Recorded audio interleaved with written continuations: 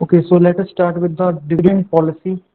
Basically, shareholders provide finance to the company and company in return give dividend to them. Share holder को देखिए दो तरीके से return आता है, एक तो डिविडेंड की फॉर्म में और एक कैपिटल एप्रिसिएशन की फॉर्म में। ठीक है, तो अभी आज हम डिस्कस कर रहे हैं डिविडेंड पॉलिसी के बारे में। कंपनी, कोई भी कंपनी प्रॉफिट आफ्टर टैक्स कमाती है तो उसके पास दो ऑप्शन है, या तो उसको डिस्ट्रीब्यूट कर दे शेयर होल्डर्स को या फिर वो कंपनी में ही रिटेन कर दे। ठीक है, या तो कंपनी डिस्ट्रीब्यूट कर दे शेयर होल्डर्स को या फिर कंपनी में रिटेन कर दे। तो अगर वो रिटेन कर देगी तो उसको रिटेन्ड अर्निंग बोलेंगे, और अगर वो डिस्ट्रीब्यूट कर देगी तो उसको बोलेंगे डिविडेंड। ठीक है, तो dividend is the return to share holder of the company for the finance provided by them. और डिविडेंड पॉलिसी का मतलब क्या है? डिविडेंड पॉलिसी का मतलब ये है कि आपको ये डिसाइड करना है कि क्या आप अपने शेयर होल्डर्स को अर्निंग देना चाहते हो या फिर आप रिटेन्ड अर्निंग करना चाहते हो। So that is known as dividend policy. अब डिविडेंड पॉलिसी का सिग्निफिकेंस क्या है? What is the significance of dividend policy? देखिए, अगर एक कंपनी डिविडेंड पे करती है तो कंपनी का फाइनेंस अफेक्ट हो जाएगा, कंपनी का लिक्विडिटी अफेक्ट हो जाएगा, राइट। तो कंपनी को फाइनेंस के और भी एवेन्यूज को तलाशना पड़ेगा। तो इसीलिए आपका जो डिविडेंड पॉलिसी है वो आपको ध्यान से कंसीडर करना है, right, because it is going to affect your long term financing decision. और दूसरा, डिविडेंड पॉलिसी अफेक्ट करता है वेल्थ मैक्सिमाइजेशन का। वेल्थ मैक्सिमाइजेशन को कैसे अफेक्ट करता है? अगर कोई कंपनी डिविडेंड पे करती है और उसके इन्वेस्टर्स डिविडेंड को वैल्यू करते हैं तो कंपनी की वैल्यू जो है वो इंक्रीज हो जाएगी, राइट। तो डिविडेंड जो है वो कंपनी के वेल्थ मैक्सिमाइजेशन को भी अफेक्ट करता है। जनरली हायर डिविडेंड जो है वो वैल्यू को इंक्रीज करता है और लोअर डिविडेंड वैल्यू को डिक्रीज करता है, right. So that is the significance of dividend. Next is what is the dividend decision is all about. So I have already told you, it is about how much profit you have to retain and how much profit you want to distribute among your shareholders. पहली चीज तो आपको ये decide करनी है कि आपको 100% retain earning करनी है या 100% डिविडेंड पे आउट रेशियो करना है, या फिर आपको कुछ परसेंटेज रिटेन अर्निंग में करना है और कुछ परसेंटेज डिविडेंड को डिस्ट्रीब्यूट करना है। तो इस चीज को हम डिसाइड करते हैं, इसको बोलते हैं डिविडेंड पॉलिसी। दूसरी चीज आपको देखना है कि क्या आपको स्टेबल डिविडेंड को बरकरार रखना है या फिर आपको डिविडेंड को फ्लक्चुएट करना है according to the changes in the earnings. ठीक है, और तीसरी चीज है आपका डिविडेंड में बहुत सारे मोड्स ऑफ पेमेंट को डिसाइड करना, जैसे कि कैश डिविडेंड और स्टॉक डिविडेंड। ठीक है, आप डिविडेंड को कैश डिविडेंड में डिस्ट्रीब्यूट करना चाहते हो, कैश डिविडेंड सबसे कॉमन फॉर्म ऑफ डिविडेंड है। ठीक है, और दूसरा ऑप्शन कंपनी के पास है स्टॉक डिविडेंड, बोनस शेयर की फॉर्म में। अगर कंपनी की लिक्विडिटी कम है तो कंपनी कई बार बोनस शेयर को इशू करती है, लेकिन जनरली कैश डिविडेंड को ही इशू किया जाता है। अब डिविडेंड जो है वो बेसिकली कॉर्पोरेट लेवल पर भी और पर्सनल लेवल पर भी टैक्स लगता है डिविडेंड के ऊपर। कॉर्पोरेट लेवल पर जब कंपनी डिविडेंड डिस्ट्रीब्यूट करती है तो कॉर्पोरेट डिविडेंड डिस्ट्रीब्यूशन टैक्स पे करती है। उसके बाद शेयर होल्डर्स इनकम टैक्स भी पे करते हैं। अब डिविडेंड पर टैक्स भी लगना स्टार्ट हो गया। उसके बावजूद भी कंपनी क्यों डिविडेंड पे करती है? क्वेश्चन ये है, टैक्स लगने के बावजूद भी कंपनी डिविडेंड को क्यों पे कर रही है? Number one, it reduces uncertainty. Investors जो है वो डिविडेंड को पसंद करते हैं। आज अगर पैसा आपको मिल रहा है वो आपको पसंद होगा रेदर देन फ्यूचर का वेट करो। फ्यूचर में प्राइस इंक्रीज भी हो सकता है, प्राइस डिक्रीज भी हो सकता है। तो इट रिड्यूसेस अनसर्टेनिटी, पहला कारण ये। Number two is clientele effect. Dividend को जनरली पे किया जाता है बिकॉज आपके टाइप्स ऑफ इन्वेस्टर्स भी उसको अफेक्ट करते हैं। अगर आपके types of investors retail investors हैं, रिटेल इन्वेस्टर्स जनरली डिविडेंड को लाइक करते हैं। अगर मान लीजिए ज्यादातर इन्वेस्टर्स आपके ओल्ड एज पीपल हैं, so they like fixed stream of income, so they will be liking dividend. So clientele effect के कारण भी कंपनी डिविडेंड पे करती है। Number three, dividend serve as a information signal regarding the firm's performance. तो basically आप सभी को पता ही है, जॉइंट स्टॉक कंपनी में कंपनी अलग होती है, मैनेजमेंट अलग होता है। ठीक है, तो कंपनी के अंदर क्या हो रहा है, sorry, management and ownership is different. तो जो कंपनी के शेयर होल्डर्स हैं वो अलग हैं, मैनेजर अलग है। ठीक है, अब मैनेजर कंपनी में क्या कर रहा है, कैसा परफॉर्म कर रहा है, वो शेयर होल्डर के ऑनर को पता नहीं है बिकॉज दे आर डिस्पर्स्ड। तो मैनेजमेंट जो है वो बेसिकली इंफॉर्मेशन सिग्नल भी प्रोवाइड करता है डिविडेंड को डिस्ट्रीब्यूट करने के लिए के साथ। अगर कंपनी डिविडेंड डिस्ट्रीब्यूट करती है इसका मतलब company is going to perform better या कंपनी की परफॉर्मेंस अच्छी है, इस तरीके का सिग्नल शेयर होल्डर्स को जाता है।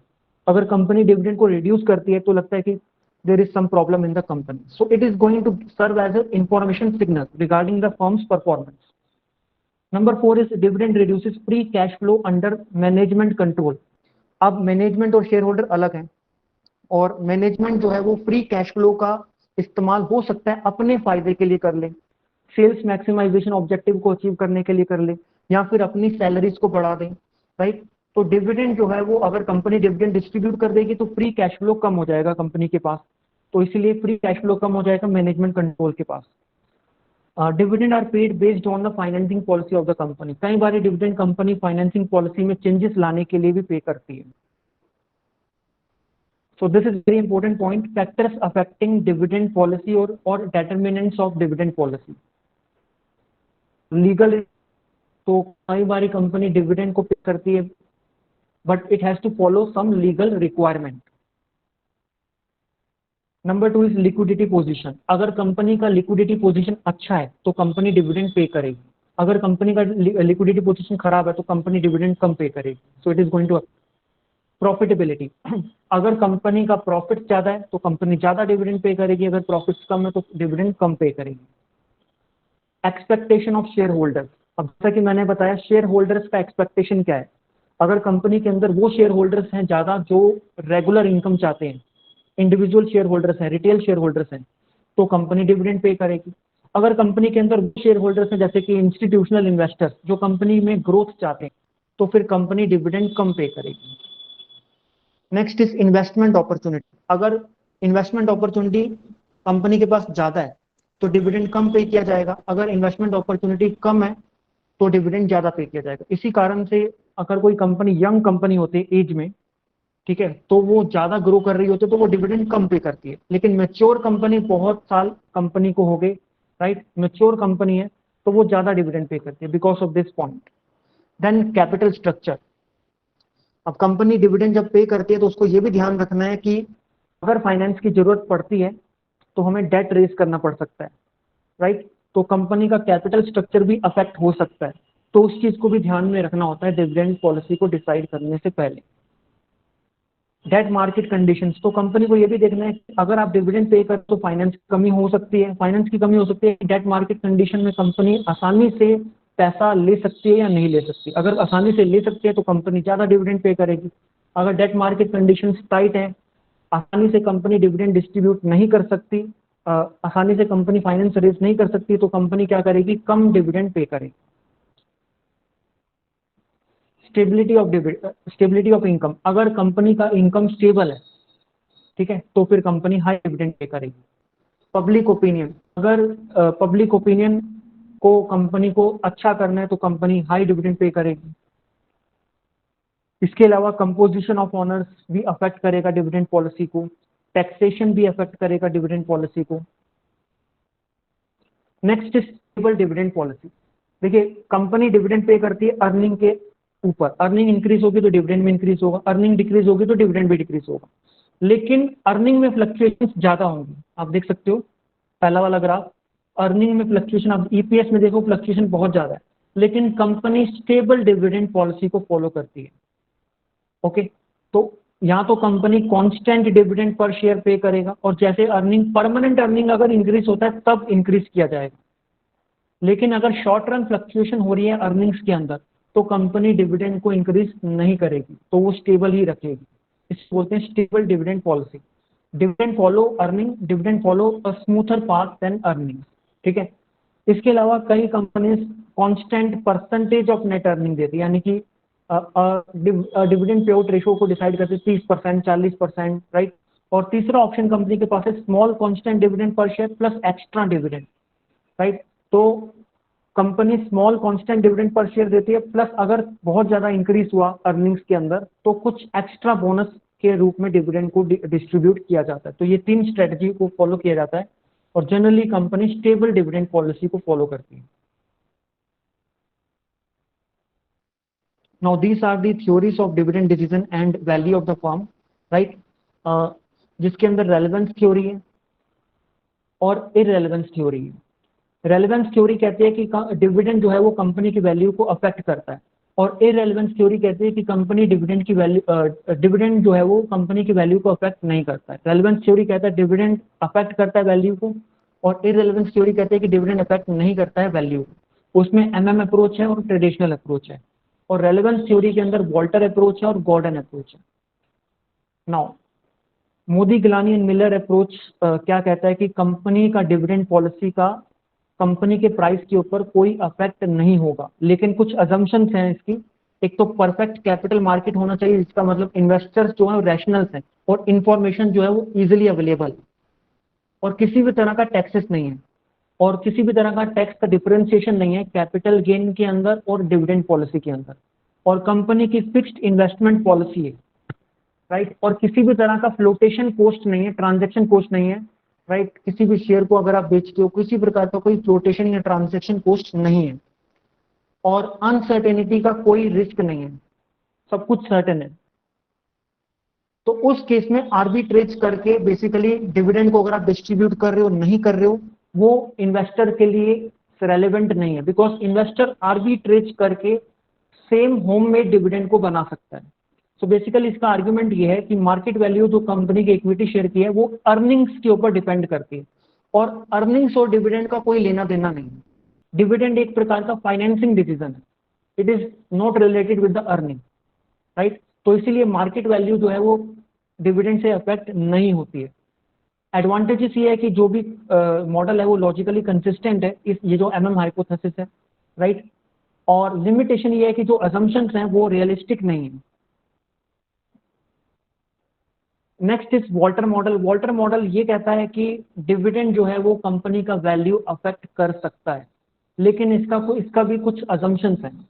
वो ये कहता है कि कंपनी जो है वो इन्वेस्टमेंट कर रही है सिर्फ इंटरनल फाइनेंसिंग से ही, right. All investment proposals of the firms are to be financed through retained earning only, और कंपनी का जो रेट ऑफ रिटर्न है और जो cost of capital shareholder expect कर रहे हैं वो कांस्टेंट है, और परफेक्ट कैपिटल मार्केट की कंडीशन है कंपनी की, राइट। और किसी भी प्रकार का टैक्स नहीं है, फ्लोटेशन कॉस्ट नहीं है, और कंपनी का जो लाइफ है वो परपेचुअल लाइफ है, और ये इसका फॉर्मूला है, right. Market price is equal to D is the dividend per share plus r is the rate of return, k is the cost of equity, E is the earning per share and D is the dividend per share. तो ये फॉर्मूले से हम market price calculate करते हैं। So according to Walter model, there are three factors: IRR, KE, and optimum payout policy. Right? Now, अगर एक company growth company है तो इसका मतलब रेट ऑफ रिटर्न ज्यादा है कॉस्ट ऑफ इक्विटी से, राइट। यानी कि कंपनी खुद से अच्छा इन्वेस्ट कर पा रही है, शेयर होल्डर से ज्यादा अच्छा इन्वेस्टमेंट कंपनी कर पा रही है। तो उस केस में कंपनी जो है वो डिविडेंड पे नहीं करेगी, वो रिटेन्ड अर्निंग करेगी। सो optimum dividend pay out ratio is 0 in that case. और दूसरा है, अगर आर के ई के बराबर है तो फिर कोई भी डिविडेंड पॉलिसी आप अडॉप्ट कर लो, वैल्यू सेम रहेगी। एवरी पे आउट रेशियो इज ऑप्टिमम। अगर कंपनी का आर के ई से कम है, इसका मतलब कंपनी अच्छे से इन्वेस्ट नहीं कर पा रही है, शेयर होल्डर की एक्सपेक्टेशन ज्यादा है, राइट। तो उस केस में कंपनी 100% डिविडेंड पे करेगी, तो उसमें सबसे ज्यादा वैल्यू होगा। एक एग्जांपल के थ्रू समझते हैं। एक्स लिमिटेड अर्न कर रहा है मान लीजिए ₹10 पर शेयर, कैपिटलाइजेशन रेट आपको गिवन है 10% और रिटर्न ऑन इन्वेस्टमेंट गिवन है 12%, यानी कि कंपनी अच्छे से 12% का रिटर्न कंपनी दे रही है और शेयर होल्डर की एक्सपेक्टेशन है 10%। तो इस केस में कंपनी जो है वो कितना डिविडेंड पे करेगी? तो डेफिनेटली अगर कंपनी कम डिविडेंड पे करेगी 0%, तो कंपनी का वैल्यू सबसे ज्यादा होगा, बिकॉज कंपनी का रिटर्न ऑन इन्वेस्टमेंट ज्यादा है कंपनी के कैपिटलाइजेशन रेट से, राइट। तो इसका कैलकुलेशन हमने उसी फॉर्मूले के ऊपर बेसिस पे किया। सो P इज इक्वल टू, अगर company dividend pay out ratio को 0 रखती है, पहले हम इस चीज को समझते हैं, तो ये सबसे ज्यादा प्राइस प्रोवाइड करेगा। आप चेक कर सकते हो, अगर डिविडेंड पर शेयर 0 है, डिविडेंड पे आउट रेशियो 0 है, तो डी की जगह पे 0, आर हमें पता ही 0.12 है, के 0.10 है, ई हमें 10 गिवन है, -0, तो ये फॉर्मूला अप्लाई करेंगे तो हमारे पास पी की वैल्यू आ जाएगी 120, राइट। और ये सबसे ज्यादा वैल्यू होगी। आप चाहो तो इसको चेक कर सकते हो। अगर मैंने 50% यहाँ पे लिख दिया, मतलब पे आउट रेशियो को 50% कर दिया, यानी कि 10 रुपए में से 5 रुपए हम डिविडेंड पे कर रहे हैं। अर्निंग पर शेयर 10 रुपये, तो 50 पे आउट रेशियो का मतलब 5 रुपये हम डिविडेंड पर शेयर पे कर रहे हैं। तो 5 रुपये के हिसाब से हमने कैलकुलेशन करी, तो आप चेक कर सकते हो प्राइस 110 आ रहा है, जो कि 120 से कम है। 75% पर भी कम प्राइस आ रहा है, 100% पर भी बहुत ही कम प्राइस आ रहा है, 100 रुपीज आ रहा है। तो सबसे पॉलिसी क्या होगी, company dividend pay out ratio को 0 रखे। तो अगर आर आपका केई से ज्यादा है तो कंपनी जो है वो डिविडेंड पे आउट रेशियो को 0 रखेगा। Is this clear? अगर आर केई से ज्यादा है तो डिविडेंड पे आउट रेशियो को 0 रखोगे तो वैल्यू सबसे ज्यादा होगी। तो आप देख सकते हैं इसका मतलब डिविडेंड पॉलिसी अफेक्ट करती है कंपनी की वैल्यू और कंपनी के प्राइस। इस क्वेश्चन के थ्रू आप देख सकते हो। गॉर्डन मॉडल भी यही कहता है, लेकिन गॉर्डन मॉडल का फॉर्मूला अलग है, थोड़ा सा अजम्पशन एक तो ज्यादा है गॉर्डन मॉडल के अंदर। ये कहता है कि कंपनी जो है वो इक्विटी कंपनी है, किसी प्रकार का कोई डेट नहीं है। आईआरआर जो है कंपनी का वो कांस्टेंट है, राइट। केई भी कंपनी का कांस्टेंट है। रिटेंशन रेशो जो है वो कंपनी का बेसिकली कांस्टेंट है, वो भी आपका रिटेंशन रेशो भी कंपनी का कांस्टेंट है। ग्रोथ रेट जो कि है बी इंटू आर, बी मतलब रिटेंशन रेशो, आर मतलब रेट ऑफ रिटर्न, वो भी कांस्टेंट है। और केई जो है वो ग्रोथ रेट से ज्यादा है, और जितना भी इन्वेस्टमेंट प्रपोजल है वो कंपनी का रिटेन्ड अर्निंग से ही आपका फाइनेंस हो रहा है। इसका फॉर्मूला थोड़ा सा अलग है। So P is equal to E 1 minus B, B आपका रिटेंशन रेशो है, retention ratio 1 minus pay out ratio होता है, राइट। और डिनोमिनेटर में के माइनस बी आर आ जाएगा, बी आर आपका ग्रोथ रेट है। और इसके अंदर भी according to Gordon's model IRR अगर कॉस्ट ऑफ कैपिटल से ज्यादा है तो फिर डिविडेंड पे आउट रेशियो अगर आप कम करोगे तो प्राइस ज्यादा होगा। यानी कि ये भी सेम ही चीज कह रहा है। अगर आर आपका केई से ज्यादा है तो सबसे अच्छी बात यह है कि आप डिविडेंड को मत पे करो। अगर आर केई से कम है तो आप 100% पे करो। अगर आर केई के बराबर है तो कोई भी डिविडेंड पॉलिसी आपकी ऑप्टिमम डिविडेंड पॉलिसी नहीं। Another theory is the bird in the hand theory. ये गॉर्डन ने ही अपने मॉडल को रिवाइज किया और बोला कि जो इन्वेस्टर्स हैं वो रिस्क अवर्स हैं, और वो आज के पैसे को, आज के मनी को ज्यादा वैल्यू करते हैं रेदर देन फ्यूचर। तो इसीलिए वो ज्यादा डिस्काउंट करते हैं, यानी कि उनका जो रेट ऑफ डिस्काउंट है वो ज्यादा है ऑन द फ्यूचर अर्निंग। तो that is a bird in hand theory, कि आज का डिविडेंड ज्यादा अच्छा है rather than future capital appreciation. So the bird in the hand is better than two birds in the bush. So these are the theories which we have discussed, and now if you have any kind of doubt you can ask me.